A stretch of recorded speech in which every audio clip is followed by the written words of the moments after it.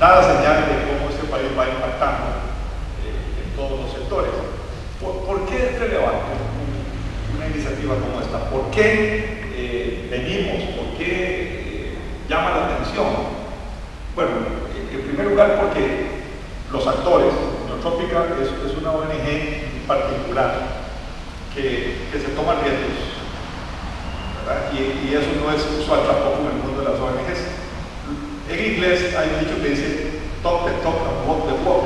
Es como haga el discurso y camine el camino.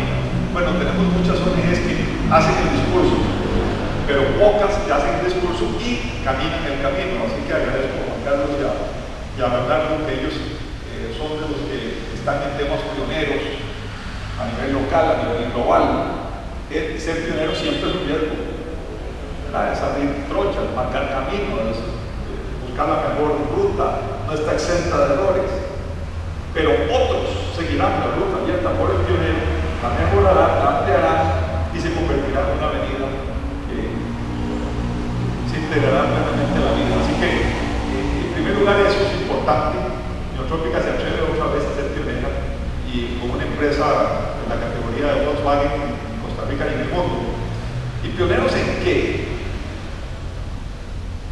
En atreverse a decir la reducción de contaminantes como el dióxido de carbono que están exacerbando el cambio climático global solo será posible si combinamos todos los esfuerzos, todos los proyectos de investigación que se nos ocurra que podamos desarrollar.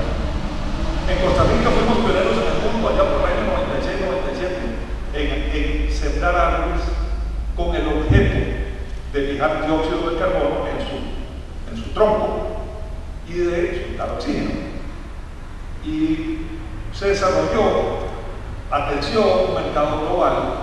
En aquel momento éramos como pioneros y aislados. Ya en el 2010 el mundo decidió acogerlo como uno de los mecanismos interesantes para, por un lado, fijar contaminantes como el dióxido de carbono en árboles y por otro lado, parar y reducir la deforestación en el cinturón tropical del planeta, ¿verdad? Ya no solo en Costa Rica, sino en Indonesia, en Vietnam, en Kenia, en Tanzania, en Congo. O sea, ya han pensado globalmente. Sin esa experiencia pionera costarricense, sin los éxitos y los errores que cometió Costa Rica, otros países no se hubieran arriesgado ni a mejorar el sistema, como lo hizo México y Ecuador, ni a atreverse a plantearlo como una alternativa mundial.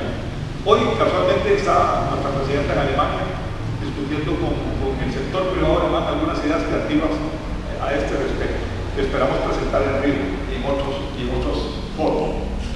El segundo elemento de esta acción pionera es atreverse a poner los humedales, los ríos, los mares, ¿verdad? Y cuando ellos hablan de think blue, están pensando en dos cosas: en una atmósfera azul, libre de contaminantes, que nos permita ver el cielo, ver el horizonte, y en los mares, y en las aguas. En este segundo objeto, Costa Rica va tan rezagada como el mundo. Es decir, nadie ha hecho nada especial en el tema marino, en el tema de las aguas. Tenemos un problema serio todos en lo que se llama en inglés high seas o el océano profundo, ¿verdad? Tierra nadie. Ahí se forman los grandes manchas de basura, las islas de basura, los abusos, ¿verdad? Hasta hace poco un crucero o un tanquero no se sentían mal por lavar sus bodegas en alta mar. No se regula, ¿verdad? No se regula la pesca intensiva en alta mar. Hay grandes dificultades para hacerlo incluso en los mares territoriales o patrimoniales. Entonces, estos pasos de Neotrópica y de Volkswagen, de atreverse a decir, podemos entrar a un humedal complicado, ¿verdad?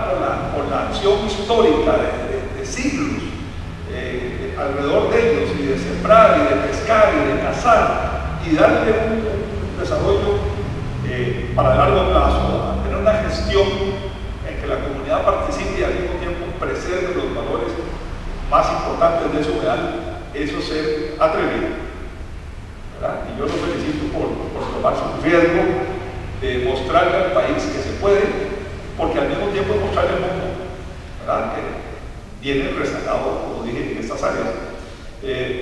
Finalmente, creo que es un tema de los que Costa Rica va a atreverse a llevar a los foros globales de discusión. ¿Qué hacemos con nuestros cuerpos azules? ¿Qué hacemos con el último lugar, decía la revista del Economist, en que el ser humano se comporta como cazador, ¿verdad? Caza, se moviliza, no hay reglas, la ley del más fuerte, dice, solo en el mar el ser humano se tiene que comportar así, ¿verdad? Sin reglas, sin normas, sin preocuparse por el mañana, ¿verdad? Ya en tierra ya estamos preocupados de la calidad del suelo, de la lluvia, de cómo manejar el agua, de la seguridad alimenticia, pero en los mares no, en los mares seguimos en época de las cavernas, ¿verdad? Y somos cazadores en el sentido de poco apego al recurso. Así que este primer paso lo celebro. El gobierno va a dar pasos pronto, siguiendo la misma dirección. La presidenta ordenó una comisión de gobernanza marina que está por rendir un informe en los primeros días de junio y que va a sugerirnos cómo caminar hacia adelante y cómo acciones como estas de acción pública privada ayudan a pasar de proyectos pioneros a proyectos país que tengan un impacto en nuestras áreas azules, como en el pasado lo tuvimos en las áreas verdes, y que eventualmente se conviertan en una vitrina para el mundo, en un laboratorio para el mundo, en algo a replicar.